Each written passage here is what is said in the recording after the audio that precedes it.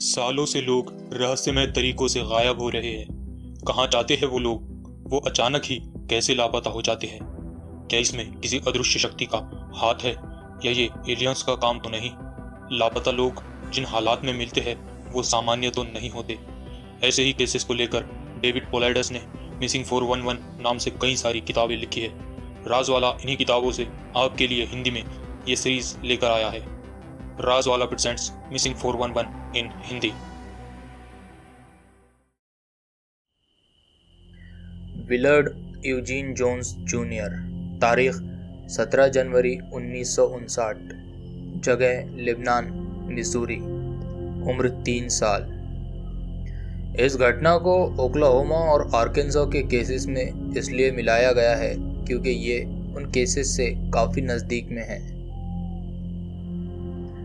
Mister and missus Willard Jones senior Lebanon, Missouri से 8 मील दक्षिण में अपने फार्म पर रहा करते थे। ये जगह फस्कन कंजर्वेशन एरिया में थी और फोर्ट लियोनार्ड वुड से करीब 20 मील दूर पश्चिम में थी। खेत का ये इलाका काफ़ी गीला और दलदली है। ये खेत ओक्लाहोमा बॉर्डर से करीब 40 मील की दूरी पर है। जनवरी 1959 का एक सर्द दिन था। विलार्ड अपने 8 भाई बहनों के साथ जलाने के लिए लकड़ियां काट रहा था। किसी समय पर विल्बर्ट, जो कि विलर्ड का भाई था, उसे चेनसॉ में फ्यूल डालने के लिए जाना होता है। इस पॉइंट पे विलर्ड वहां से चला जाता है। जैसे ही विल्बर्ट अपना काम खत्म करता है तो उसने विलर्ड की तलाश शुरू की, लेकिन वो उसे नहीं मिलता। परिवार को बताया जाता है और उसकी खोज शुरू की जाती है।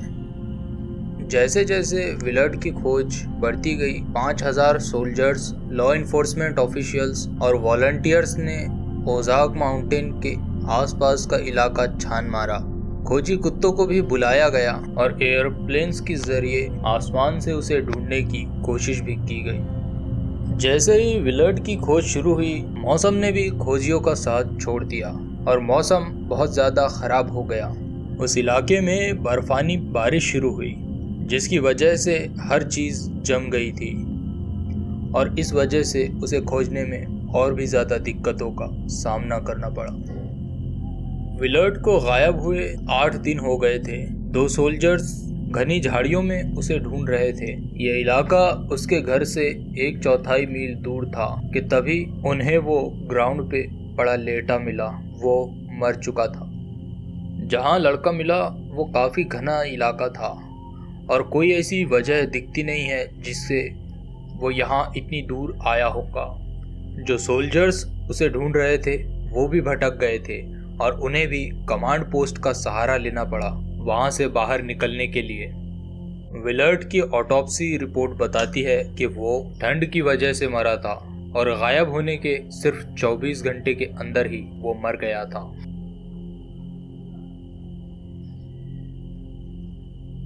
लैरी ड्वेन क्रेब्स, तारीख 30 मार्च 1988, जगह लेक टेक्सोमा, ओक्लाहोमा, उम्र 2 साल।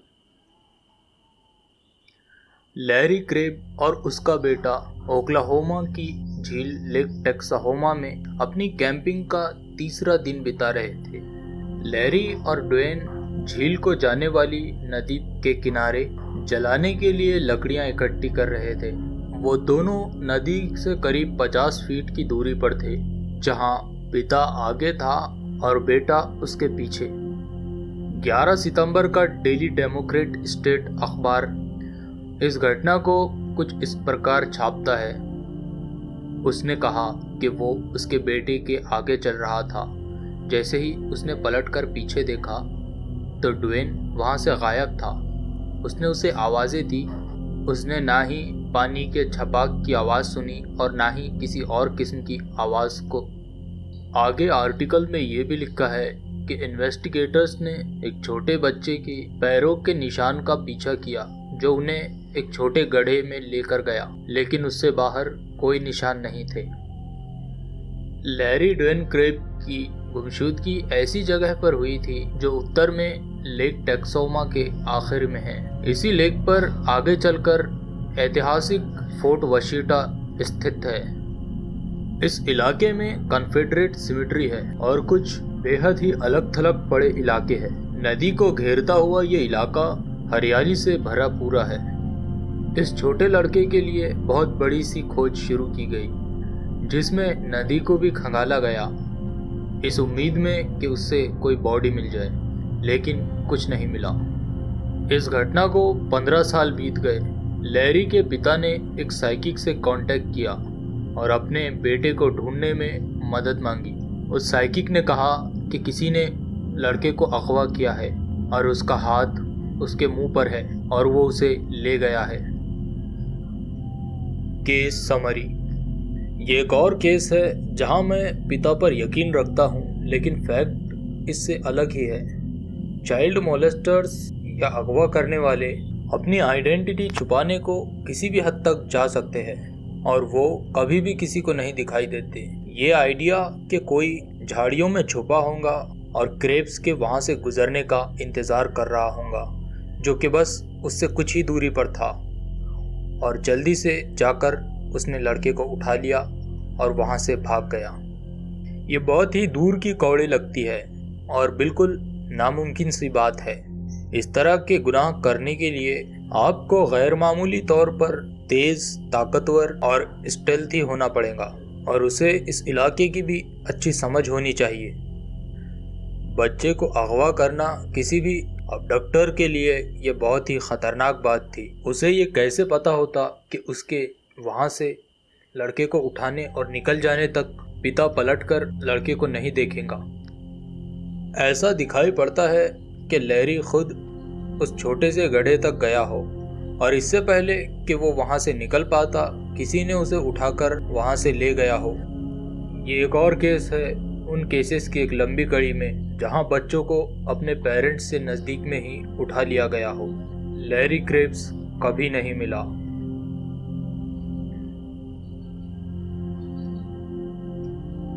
अर्नेस्ट मैथ्यू कुक, तारीख 27 अप्रैल 1999, जगह बेच, ओक्लाहोमा, उम्र 27 साल। अर्नेस्ट कुक बेच, ओक्लाहोमा के रूरल इलाके में रह रहा था। ये कैंपर प्रॉपर्टी उसके ग्रैंडफादर की थी। कुक का हाल ही में डिवोर्स हुआ था और वो 2 छोटी लड़कियों का बाप था। 22 अप्रैल 1999 को करीब 10:30 बजे रात में उसके पिता ने कुक को उसके कैंपर पे छोड़ा। अर्नेस्ट के फादर ने बताया कि उनका बेटा ट्रक से उतरा और उस जंगली इलाके में अपने कैंपर के पास जाने लगा। वो आखिरी बार था जब किसी ने अर्नेस्ट को देखा हो। जॉन कुक अपने लड़के को देखने के लिए दूसरे दिन जब वहां गए तो उन्होंने पाया कि कैंपर में कोई नहीं है। उन्होंने पाया कि उसका स्लीपिंग बैग, उसके जूते और उसके साफ कपड़े भी वहां थे, साथ ही उसकी बेटियों के फोटोज भी वहां थे। जॉन ने जल्दी से आसपास के इलाके में उसकी तलाश की, लेकिन उन्हें वो नहीं दिखाई दिया। 2 दिनों बाद जॉन अपने पिता को लेकर उस कैंप पर आए और उन्होंने मिलकर भी वहां तलाश शुरू की। कैंपर से 200 यार्ड्स की दूरी पर उन्होंने अर्नेस्ट का स्लीपिंग बैग और तकिया ढूंढ निकाला। दोनों ने जब उसके आगे तलाश किया तो उन्हें एक कच्ची सड़क मिली। उस सड़क पर एक नंगे पैरों के निशान थे, जिनके साथ साथ बूट्स के निशान भी चल रहे थे।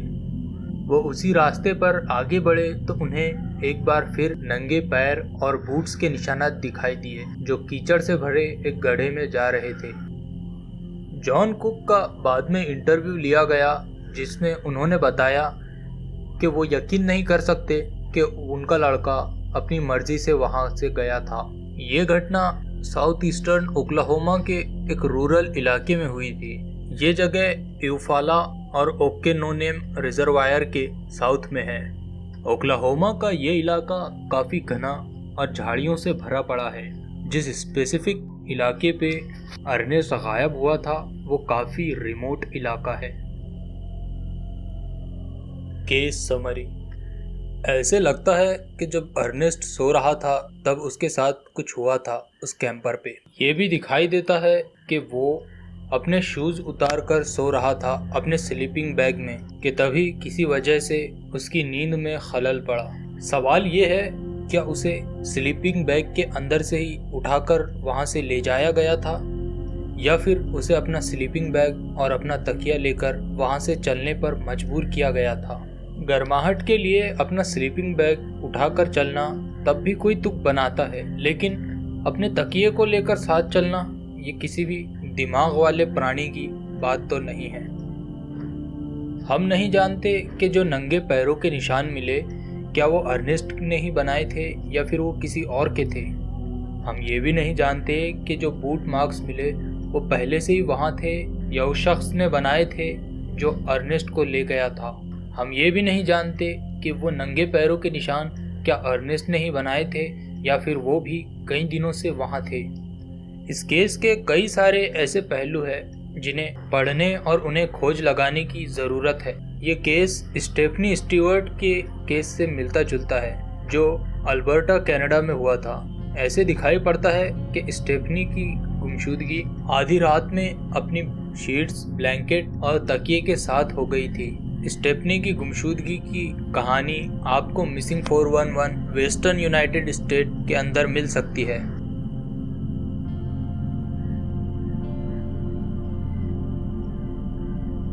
ग्लोरिया मैकडॉनल्ड, तारीख 26 जनवरी 2001, जगह क्वीन विल्हेल्मिना स्टेट पार्क, आर्कांसो, उम्र 68 साल।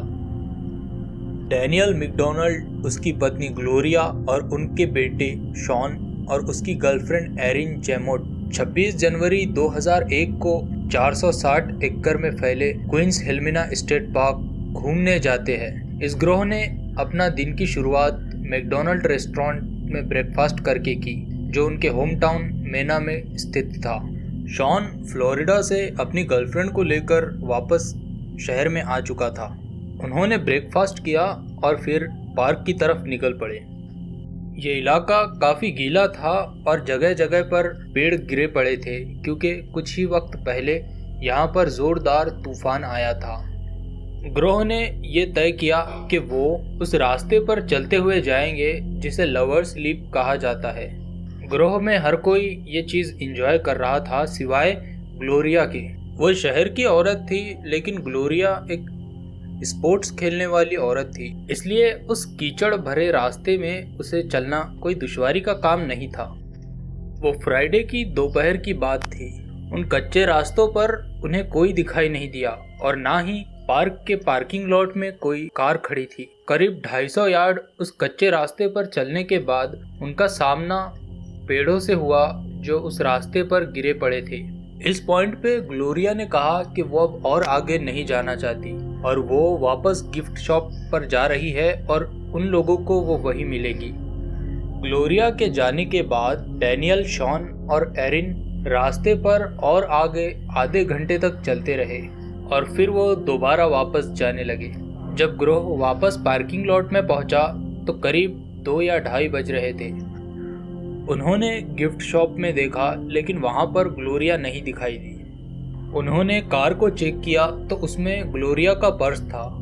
ऐसे लग रहा था जैसे वो वहीं पर्स को छोड़कर कहीं गई हो। मैकडॉनल्ड्स ने पार्क ऑफिशियल्स को नोटिफाई किया।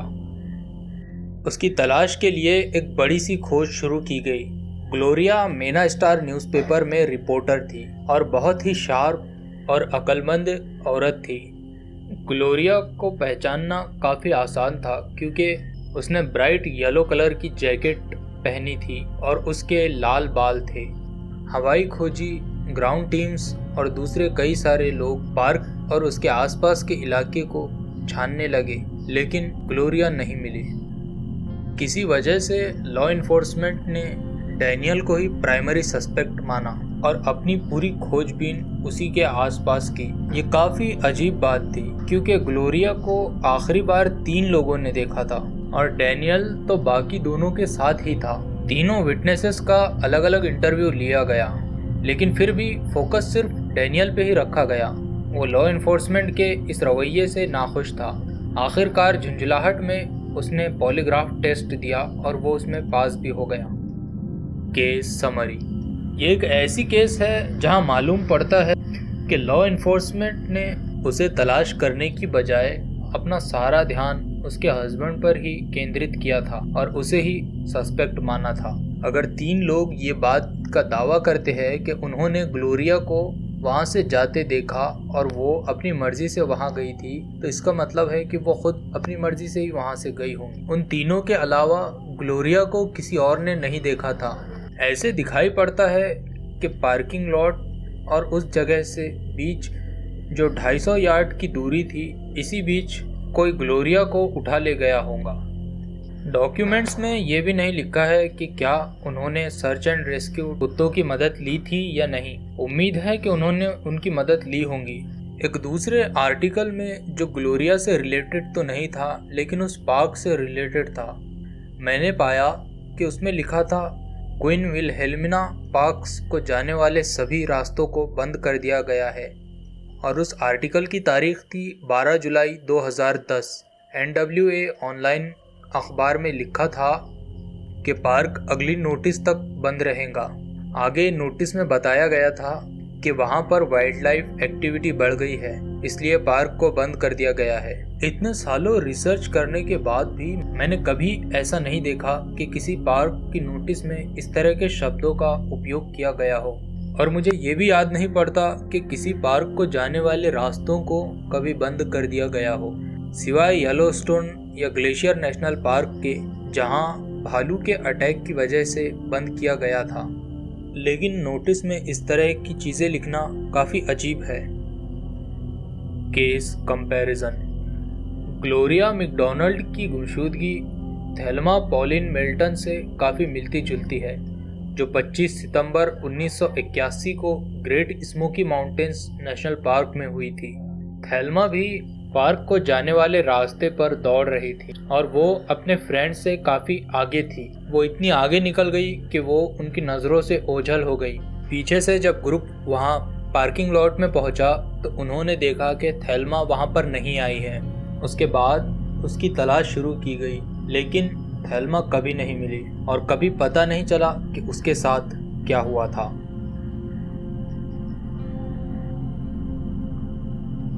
क्रिस्टोफर एल जोन्स, तारीख 5 अप्रैल 2006, जगह हॉलैंड आर्कांसो, उम्र 37 साल। लिटिल रॉक से करीब 20 मील उत्तर में हॉलैंड आर्कांसो स्थित है, जबकि 20 मील ईस्ट में चलने पर ओजार्क और कोचिटा नेशनल फॉरेस्ट है। शहर के काफ़ी इलाके अलग थलग है और क्रिस जोन्स इन्हीं में से एक इलाके में रहता था। उसका घर एक हाउस ट्रेलर था। उसने अपने घर के आसपास की जगह तारों से घेर रखी थी और उसके पीछे एक बड़ा सा नाला बहता था। गुमशुदगी के कुछ वक्त पहले ही क्रिस अपने घर को लौटा था। उसके दोनों पैरों में बहुत बुरी तरह गठिया का रोग हो गया था, जिसकी वजह से उसे चलना फिरना भी उसके लिए इम्पॉसिबल हो गया था और अब वो 2 बैसाखियों के सहारे चला करता था। 5 अप्रैल को क्रिस के कुछ फ्रेंड्स और फैमिली के लोग उसके घर उससे मिलने गए। उसका दरवाज़ा बंद था, लेकिन वो लॉक नहीं था। उसकी बैसाखियाँ भी उसकी फेवरेट चेयर के पास पड़ी थी। उसकी गाड़ी भी अपनी जगह पर पार्क थी और देखने से ऐसा नहीं लग रहा था कि किसी भी चीज़ को हिलाया गया हो या कोई चीज़ चोरी हुई हो। तहकीकात के दौरान शेन डिक्सन, जो क्रिस का एक कजिन था, उससे पूछताछ की गई तो उसने बताया, ये बिल्कुल जाहिर है कि उसे वहाँ से ले जाया गया है, लेकिन कैसे, क्यों और किसने, ये हम नहीं जानते। कैड्रन क्रीक और आसपास के इलाके को ग्राउंड और एयर टीम्स ने बहुत खोजा, लेकिन कोई भी ऐसी चीज़ जो इस केस में काम आए उन्हें नहीं मिली। क्रिस की एक बेटी भी थी जो उसके गायब होने के वक्त वहाँ नहीं थी और उसके गायब होने से 3 महीने के बाद उसका एक्सीडेंट हो गया और वो मर गई। परिवार वालों को लगा कि वो उसके फ्यूनरल में ज़रूर आएगा, लेकिन वो नहीं आया। परिवार को अब पता चल चुका था कि क्रिस के साथ कुछ ज़्यादा ही बुरा हुआ है, क्योंकि वो किसी भी हालत में अपनी बेटी की फ्यूनरल में ज़रूर आता। लॉ इन्फोर्समेंट ने बताया कि क्रिस का कोई भी क्रिमिनल रिकॉर्ड नहीं है और ना ही उससे कभी कुछ पूछताछ हुई थी और वो पैरों की बीमारी से पहले इलेक्ट्रीशियन का काम करता था। Case summary. मेरे ख्याल से कि एक जाहिरी बात है कि क्रिस मुमकिन है मर चुका हो, क्योंकि वो अपनी बेटी के फ्यूनरल पे ज़रूर आता। और ये बात भी जाहिर है कि क्रिस खुद से उस जगह से नहीं जा सकता था, क्योंकि उसके पैरों में बहुत ज़्यादा तकलीफ थी। असली सवाल ये है जिसने हर एक को हैरत में डाला हुआ है कि क्रिस जोन्स को उसकी प्रॉपर्टी से उठाकर कौन ले गया और क्यों।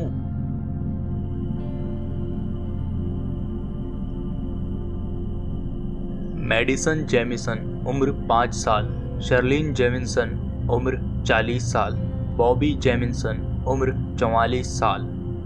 तारीख 7 अक्टूबर 2009। गुमशुदा लोगों के केसेस में सबसे बड़ा और सबसे रहस्यमय ओक्लाहोमा का ये केस है जो जेमिसन फैमिली के साथ हुआ। मैडिसन, शर्लिन और बॉबी जेमिसन अपने घर यूफाला लेकसाइड से निकलकर 60 मील दूर पनोला माउंटेन्स जाते हैं जो ईस्टर्न ओक्लाहोमा में है। वो 40 एकड़ में फैली उस जमीन को देखने जा रहे थे जहां एक नेचुरल गैस का कुआं था। अब उस कुएं को हटा दिया गया है। उस जगह पर पहुंचने के लिए 7 मील लंबी कच्ची सड़क से होकर जाना होता था।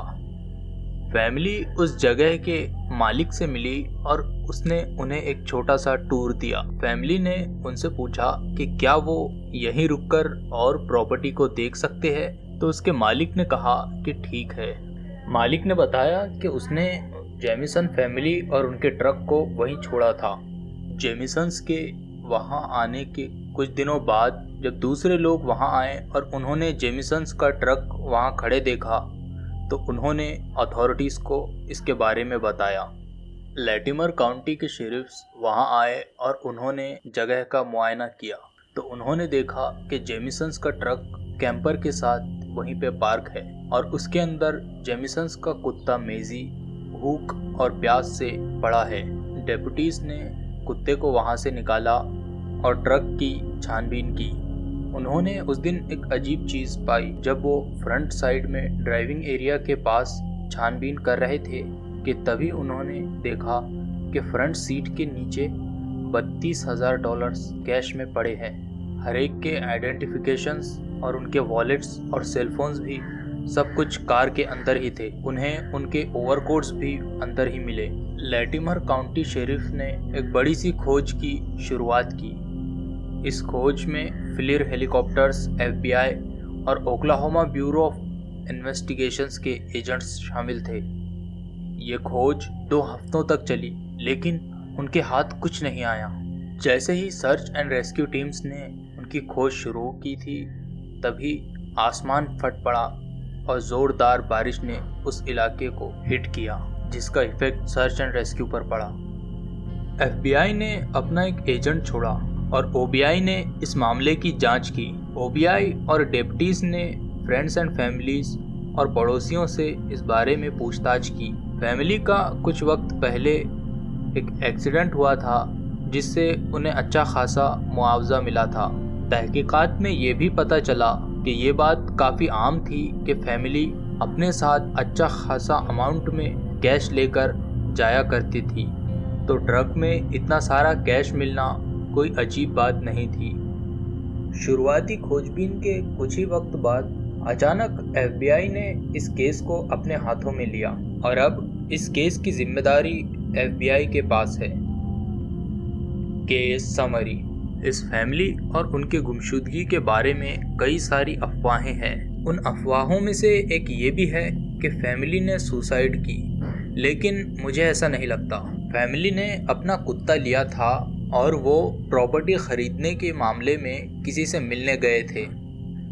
अगर फैमिली अपनी जान लेने की सोचती तो मुझे लगता है कि वो खामोशी से एक अलग थलग जगह पर जाती और इस काम को अंजाम देती। मैं इस बात पर भी यकीन नहीं कर सकता कि फैमिली ने अपने प्यारे कुत्ते को ट्रक में मरने के लिए छोड़ दिया था। ये कोई तुक नहीं बनाता। अगर फैमिलीज ने अपनी जान ले भी ली थी तो उनकी सड़ती हुई बॉडीज से वो स्मेल आती जिससे उन्हें अब तक ढूंढ लिया गया होता। मेरा मानना है कि फैमिली का कोई पीछा कर रहा था और जब तक कि गवाह वहाँ से चला नहीं गया वो वहीं दुबका रहा, और जैसे ही वो वहाँ से चला गया उसने परिवार को अगवा कर लिया। लेकिन इसमें दिक्कत यह है कि 3 लोगों को अगवा करना किसी एक शख्स का काम नहीं हो सकता। अगर 2 लोग मिलकर किसी एक आदमी से लड़े तो उनके जीतने के चांसेस ज़्यादा होते हैं, और वहाँ किसी तरह का खून भी नहीं मिला जिससे ये पता चलता हो कि उनके बीच में कोई जंग हुई हो। वो जगह जहाँ ट्रक मिला ये भी काफ़ी अजीब है। ट्रक उस कच्ची सड़क से थोड़ा हटकर खड़ा था। जहाँ वो जा रहे थे वो जगह यहाँ से बहुत नज़दीक थी। ऐसे लगता है कि वो वहाँ ट्रक छोड़कर पैदल ही निकल गए थे। उस ट्रक में उन्हें एक कैमरा भी मिला। शेरिफ ने उस कैमरे की फिल्म को डेवलप किया। उसमें से एक फ़ोटो में उन्होंने देखा कि ठीक उसी जगह पर उनकी बेटी खड़ी है और वो कैमरे से दूसरी तरफ देख रही है। उस वक्त वहाँ का मौसम भी काफ़ी ख़राब था और बहुत ज़्यादा ठंड थी, तो ऐसा मुमकिन नहीं है कि वो अपने ओवरकोट्स छोड़कर पैदल कहीं निकले। अगर उनके साथ कुछ गुनाह हुआ भी था तो चोरी उसका मकसद नहीं था, क्योंकि फैमिली के वॉलेट और $32,000 कैश, सेलफोन्स सभी कुछ ट्रक्स के अंदर थे। यहाँ सेलफोन का नेटवर्क नहीं आता था, इसलिए उन्होंने फ़ोन्स को वहीं छोड़ दिया होगा। जेमिसन्स की गुमशुदगी उन कई सारी गुमशुदगियों में से एक है जो किमियाची माउंटेन के इस इलाके में हुई है और जिसका कोई भी एक्सप्लेनेशन नहीं है। 2010 में FBI ने OBI से इस केस की सारी फाइल्स ले ली। FBI ने जेमिसन की गुमशुदगी के बारे में कोई नई डिटेल्स सालों से नहीं दी है। Chapter summary. ओक्लाहोमा और आर्कांसो के बॉर्डर से गायब होने वाले लोग काफ़ी हद तक एक महदूद इलाके से गायब हुए हैं, जो कि कोचिटा और ओजार्क फॉरेस्ट और किमियाची माउंटेन्स का इलाका है। इस इलाके में गुमशुदगी 1937 से शुरू होती है जो 2009 तक जारी रहती है। ये 72 सालों का एक लंबा वक्त है और 1999 से 2009 के बीच ही करीब 8 लोग गायब हुए।